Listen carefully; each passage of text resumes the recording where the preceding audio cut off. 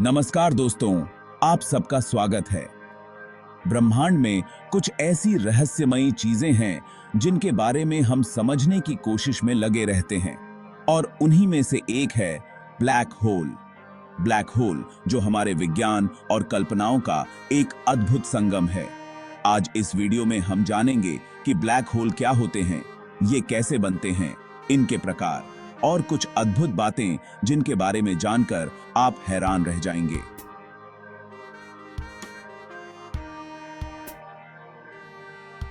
Video को अंत तक जरूर देखें।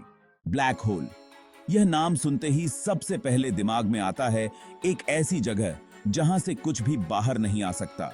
ब्लैक होल्स को वैज्ञानिक ब्रह्मांड के दरवाजे भी कहते हैं।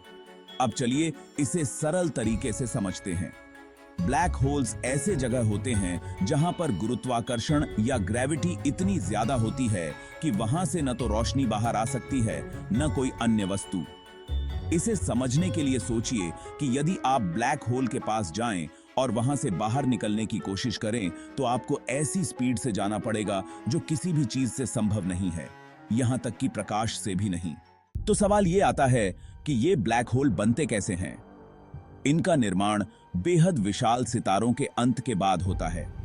आमतौर पर जब एक बड़ा तारा, जैसे कि हमारे सूर्य से भी 10 गुना बड़ा तारा, अपनी ईंधन यानी फ्यूल को खत्म कर लेता है तो वह अपने ही भार के कारण भीतर की ओर सिकुड़ने लगता है। इस प्रक्रिया को ग्रेविटेशनल कोलैप्स कहते हैं। जब तारा पूरी तरह से सिकुड़ जाता है तो वह एक धमाके के साथ फटता है जिसे सुपरनोवा एक्सप्लोजन कहते हैं। इस विस्फोट के बाद जो कोर यानी केंद्र बचता है वह सिकुड़कर एक छोटे से बिंदु में परिवर्तित हो जाता है जिसे सिंगुलैरिटी कहते हैं। इस सिंगुलैरिटी में घनत्व या डेंसिटी असीमित हो जाता है।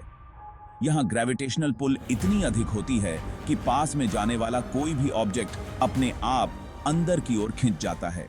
अब हम बात करते हैं इवेंट होराइजन की, जो ब्लैक होल का बाहरी हिस्सा होता है।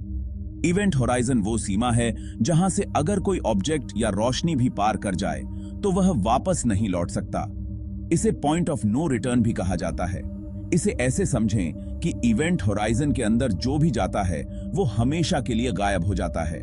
इसका मतलब यह है कि इवेंट होराइजन के अंदर घुसने के बाद कोई भी चीज वापस हमारे यूनिवर्स में नहीं लौट सकती। यहीं से ब्लैक होल का असली प्रभाव शुरू होता है। ब्लैक होल्स मुख्य रूप से 3 प्रकार के होते हैं। पहला है स्टेलर ब्लैक होल। ये छोटे लेकिन भारी होते हैं और हमारे सूरज से लगभग 10 से 24 गुना ज्यादा बड़े सितारों के मरने पर बनते हैं। दूसरा प्रकार है सुपर मैसिव ब्लैक होल। ये ब्लैक होल्स विशाल होते हैं और इनका द्रव्यमान हमारे सूर्य से करोड़ों गुना तक हो सकता है। ये हमारी गैलेक्सी जैसे मिल्की वे के केंद्र में पाए जाते हैं।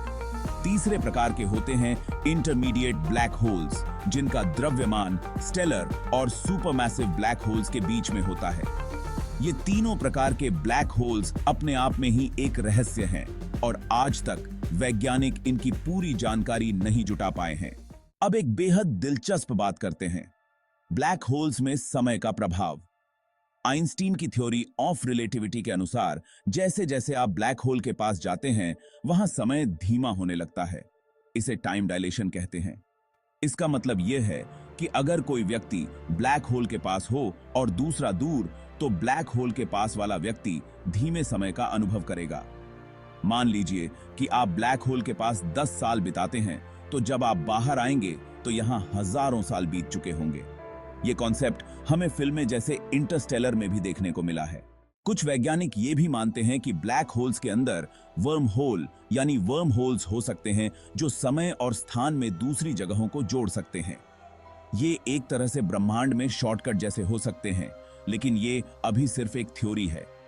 इसके अलावा ये भी कहा जाता है कि ब्लैक होल्स के अंदर व्हाइट होल्स हो सकते हैं जो वस्तुओं को बाहर फेंकते हैं, लेकिन ये सब अभी तक विज्ञान का हिस्सा नहीं बन पाया है।